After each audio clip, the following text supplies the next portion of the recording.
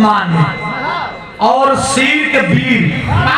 ये आपके द्वारा सम्मान आपका कलम बिठा कितनी बिटवा बुझाए कर घरू हो, लेकिन यही पुनः पुरस्कार जरूरी लक्षणों में कोट को नाम दिल से धन्यवाद आशीर्वाद की कामना। जब वंश का हंस ललकारता समझनी का टोला उठा ले।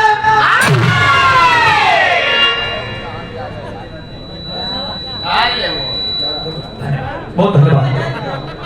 भैया था बस तोरे राम डगुलिया के अमर कैलन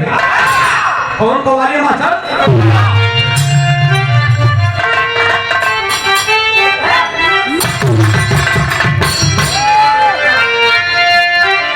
एक उस्ताद का बने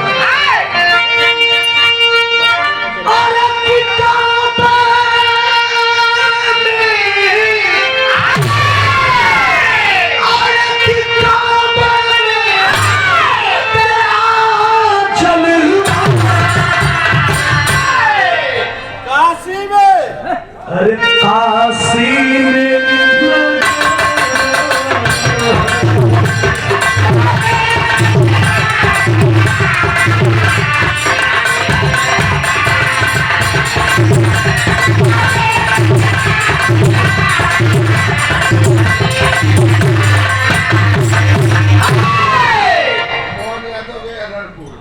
मोहन यादव ने बाबू के धरती से शानदार 200 रुपया पुरस्कार छठों में कोट नाम। लेकिन इतना भैया लोग वीर लोग बैठल हुआ तक कवाली है, लेकिन वीरम खातिर काल खमन करी जी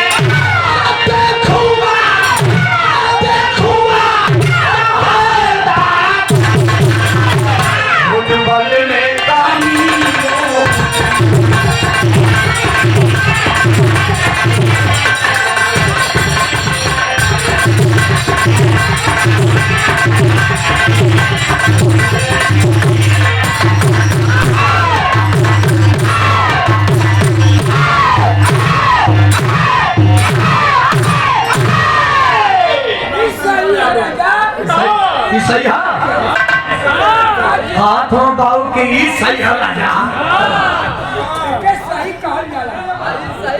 500 रुपया पुरस्कार है रामचंद्र बाबू जी के सम्मान में। तो ही ना गुरु जी फुल्लू गुरु जी सबके साथ संगत करेंगे। सुरेंद्र वकील जी बाबू जी के द्वारा श्री की धरती साहब के द्वारा सम्मान कैलन। हरे अवधू भैया के द्वारा शानदार पुरस्कार आए, बहुत शानदार 200 रुपया पुरस्कार चरणों में कोट कोट नाम। बहुत बहुत धन्यवाद। अरे मुसाफिर भगत जी विख्यात मानी आपके सम्मान में तो उतार का है मेरा तो 500 भैया के बिरहवे में उगे के मुझे हमारा पति संतोष वो लड़का जोना का जवानी का कोनो जोड़ा ना रहा नाम रहन वीर लोरी। अरे ये तनी खाइले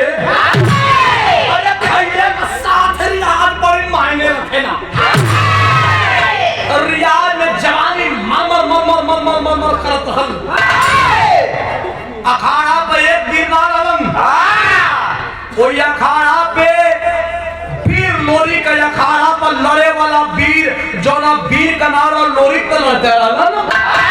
लेकिन लोरी के अखाड़ा पर लड़े वाला वीर दूसर का वीर का नाम और वीर बठवा चमार। अरे वीर बठवा चमार का छाती कभी कौन जोड़ा? कोई अखाड़ा पे लड़े वाला तीसरा का वीर का नाम हल गंगिया नाऊ।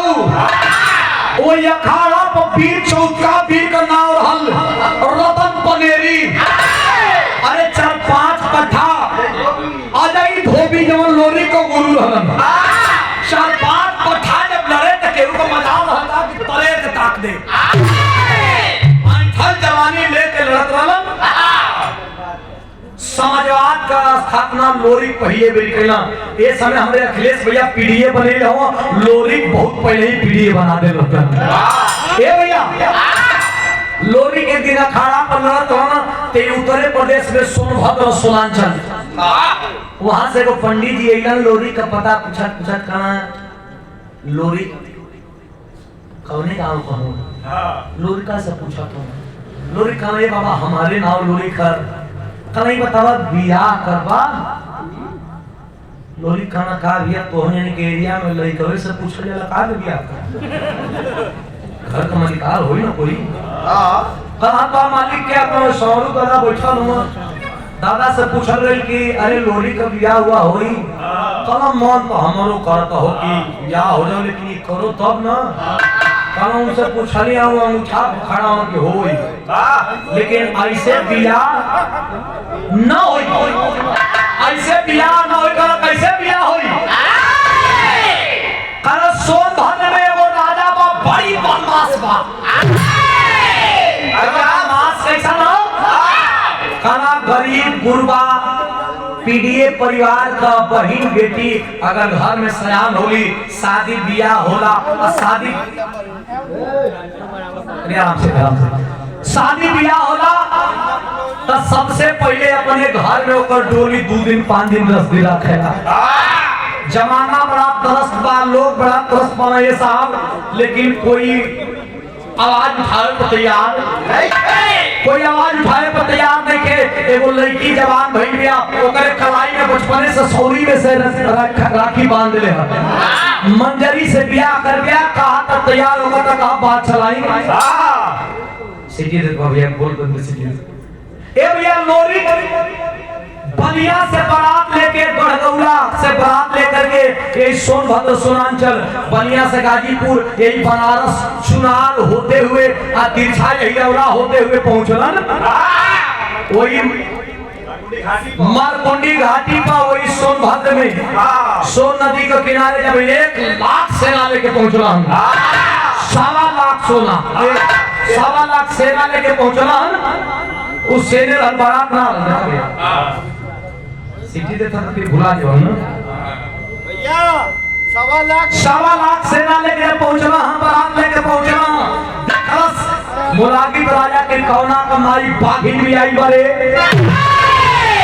जो हमरे एरिया में बारात लेके आयल बा एहन से दूल्हा बात चलावन में डरावन मीटिंग बैठा दिया इमरजेंसी और मीटिंग में पारित हुआ रंपा भाट नाम का एक वीर योद्धा रंपा भाट नाम का एक वीर योद्धा कल की लोरी की गर्दन मैं लाऊंगा। मुलाकी राजा बोला कि जे लोरी का गर्दन लेके आई ओकरा जितना लोरी का गर्दन को वजन होई उतना सोना के देवल जाएगा। रंपा भाट से मालिक अरे काय बतिया उठे मालिक लोरी का गर्दन ना आई का रंपा भाट तैयारी कैले हो जब तैयारी कैले तो बिरहा में कर्ज कितना कस कचवा लगा था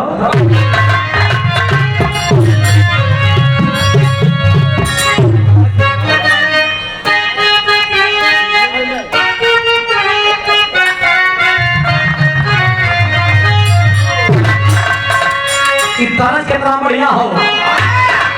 अरे की छपरा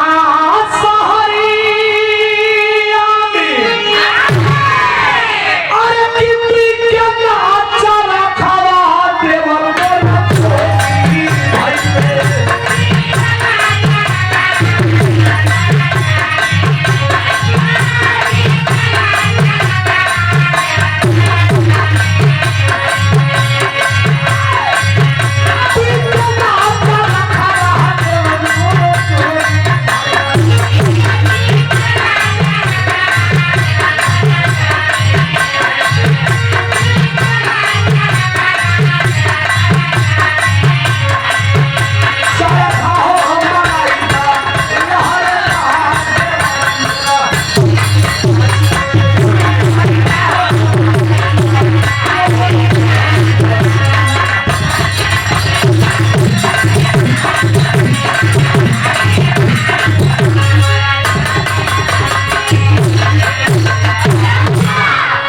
लालचंद बाबूजी के द्वारा हमरे पूज्य बाबूजी के द्वारा पुरस्कार 500 रुपया पुरस्कार हो।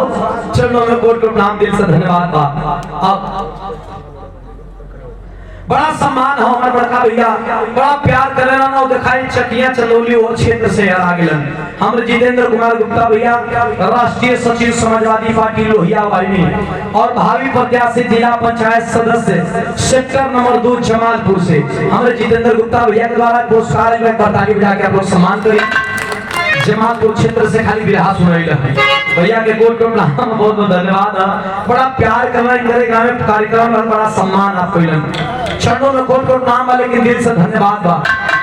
और रंपा भाट कलश के लोरी लोरी जैसा 4-5 बीरन का मुड़ी ले आई। ये मतलब का बतिया वो लोरी के सामने लड़ी का मार पावर बनाओ था रंपा भाट। कैसे पावर बनाओ था?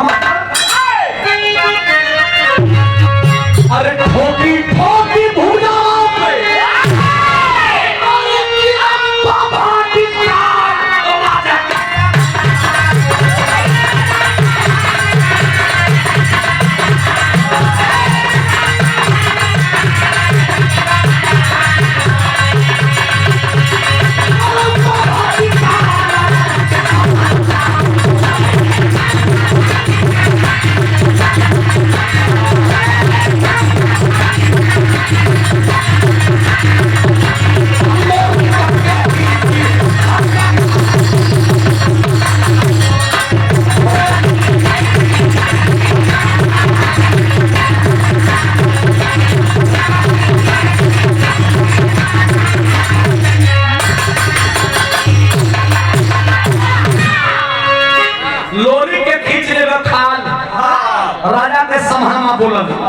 शानदार 200 रुपया पुरस्कार मोहन यादव बाबू जी के द्वारा और शानदार ये पूरा हाँ जनता नहीं सफल भैया के द्वारा शानदार 200 रुपया पुरस्कार कोट नाम और सफल भैया के सम्मान में। सुनु भैया आपके द्वारा चुनु भैया के द्वारा भी शानदार पुरस्कार आई हो। पैसा दे पानी का चला तो डेट अपने हिसाब से रख ले जाए। अजीत पटेल भूषण मंडी आपके द्वारा सम्मान देवल गई हो। चरणों में कोट प्रोग्राम 200 रुपया पुरस्कार करने भाव पे हो।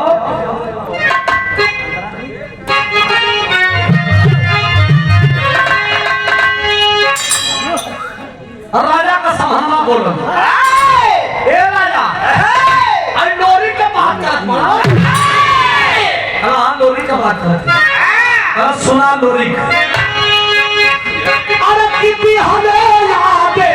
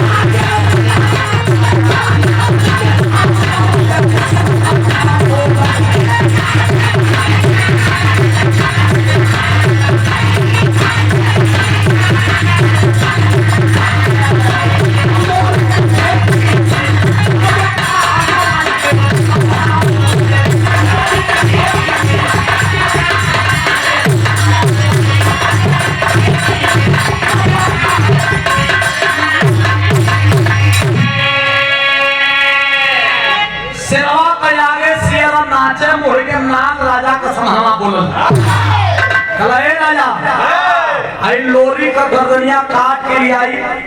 तू घबराया मत। आदेश और रंपा भाट के जब रंपा भाट चलल बा लोरी को गर्दन काटी वही सोन नदी का किनारे लोरी अजय धोबी वीर बठवा जमाल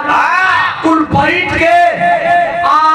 रियाज पानी के थका और गिरल आराम करते वहां तले पहुंचल वही रंपा भाट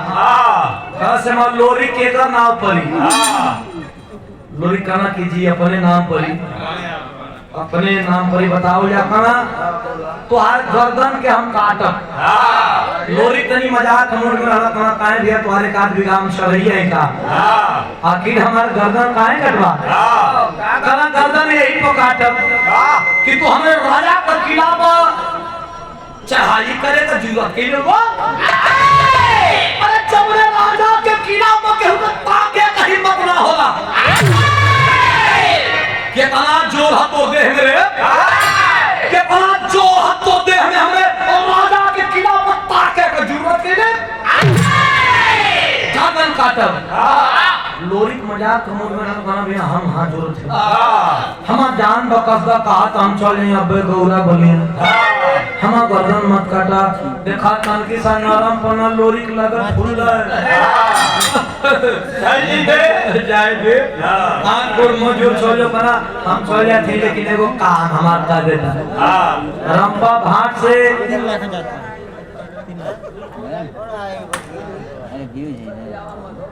रंपा भाट से लोरी का एगो काम कर देता कहना कौन काम रंपा भाट से कहना कि देखा हम चल जाबे लेकिन तोरे पथरवा पर तोरे पहाड़वा पर मुकैचा मको बढ़िया ने छोटी छोटी मकोइया होले करो वही तो बड़ा कांटा एक बोझा कांटा दे देता रंपा भाटोस की कांटा का करना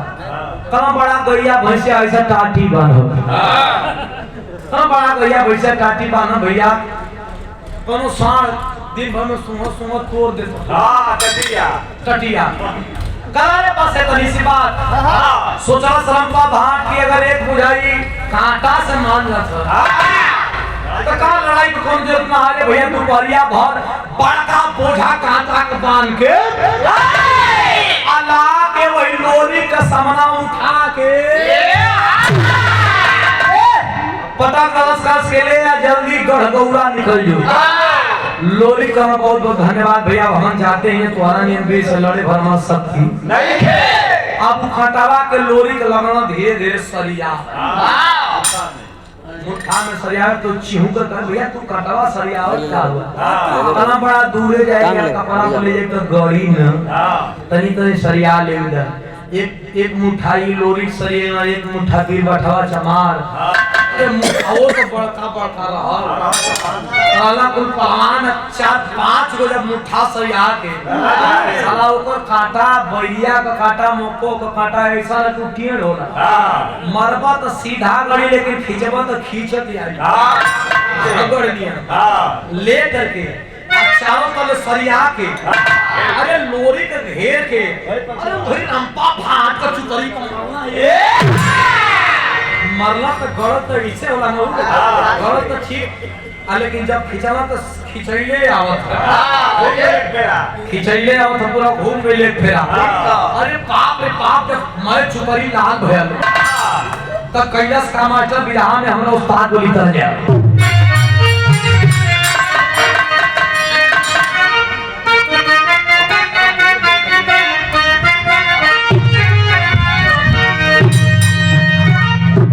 दुनिया में बड़ा जोड़ी बनल एक क्या देख के काला मतलब का दुनिया में बड़ा जोड़ी बनल लेकिन हरी जोड़ी विराट सम्राट हमारे गुरुजी विजयलाल गुरुजी और नीता राज को जोड़ी दुनिया में कहीं ना वो जोड़ी ना वो जोड़ा था वो समय टी सीरीज में भेजे थे कोरिया दिन भर कई के कटियो यही के सजियो कर सिनवटिया बिसर बना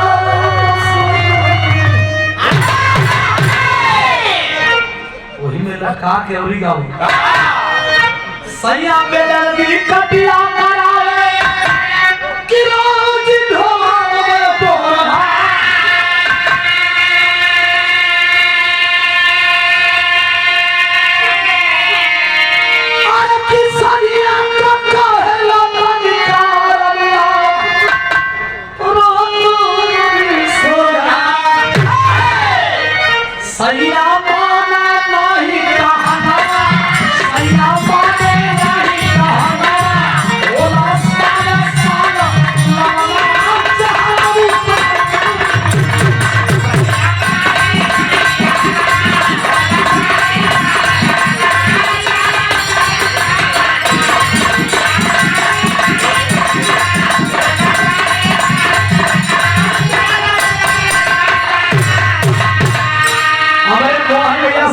भैया का सम्मान पुरस्कार दे रहा मरला सरकार से। अरे अभी आए गए चुतरी तब भगल हो किला का तरफ। अरे रंपा भागल लेकिन जाने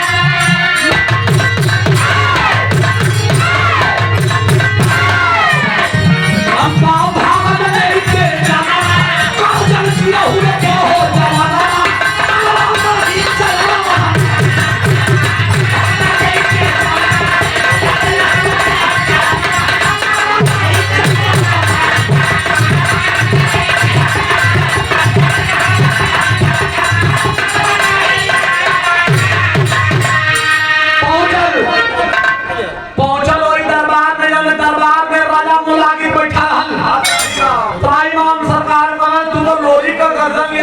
भैया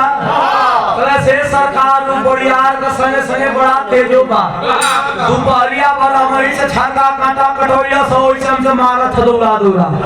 काटा बा। अरे महाबली बलशाली है गोरी।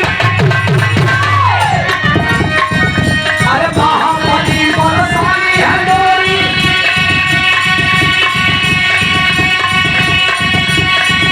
अरे चुप करो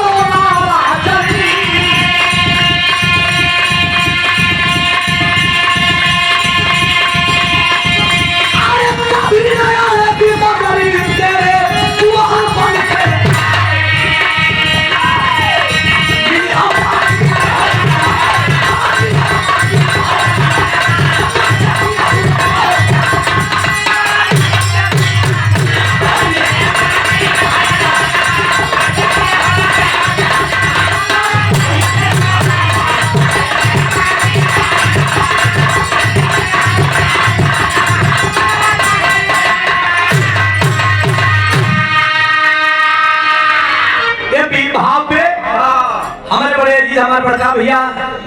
सोनी स्वीट हाउस के मलिकार बड़े भैया सूरज भैया हमारे मौसी में लिखा हूँ आपके द्वारा पुरस्कार जरूरी बा 500 रुपया और सरकार 200 रुपया हमने सलोन भैया आपके द्वारा इस सम्मान में पुरस्कार जरूरी हो। चरणों में कोट को प्रणाम धन्यवाद आशीर्वाद की कामना ताज लगी रही। बहुत बहुत प्रणाम हो। सिर के धरती से सिर के वीर श्री लालू यादव जी के द्वारा 100 रुपया पुरस्कार चरणों में कोट को प्रणाम हो। हमारे अशोक भैया के द्वारा शानदार 200 रुपया पुरस्कार देकर सम्मान किया हम चरणों में कोट कोट नाम बहुत बहुत दिल से धन्यवाद बा आशीर्वाद की कामना ताज जिंदगी रही। ए भैया लोरी का बखान जब मुलाकित राजा सूरज कंस के भैया अपने जीवन में बड़ी बड़का वीर के देखली हो लेकिन लोरिक अरे लगत बाकी पूरा बड़का पेड़ का छाती हो लगत बा कि मर्द ना कोनो बदरानी पुरुष हो। मुलागित महाराज ओके मारल का सपना छोड़ दा आप ओका जाके शरणार्थी बन जा न तो जान छोड़ी ना देखला पर लगत बा कि वीर बलि हनुमान को मानव रूप में आई रहन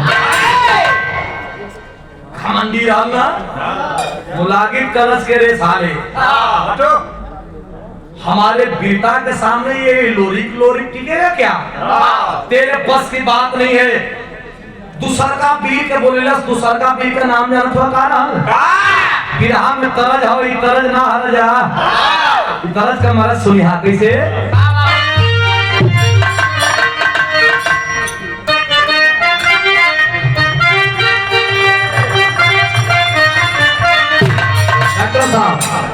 देखिए पुरनकी के तरह किया रे गजब भारत का गुजारिया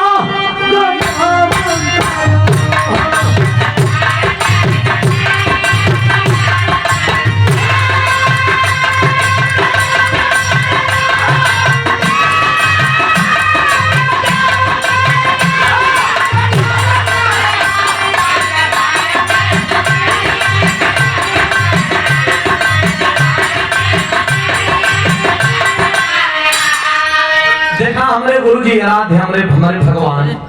विजयलाल गुरु जी के परम मित्र डॉक्टर संजय यादव जी हमारे गुरु जी के साथ में हमेशा आप समय स्पेंड करेलन बितावेलन और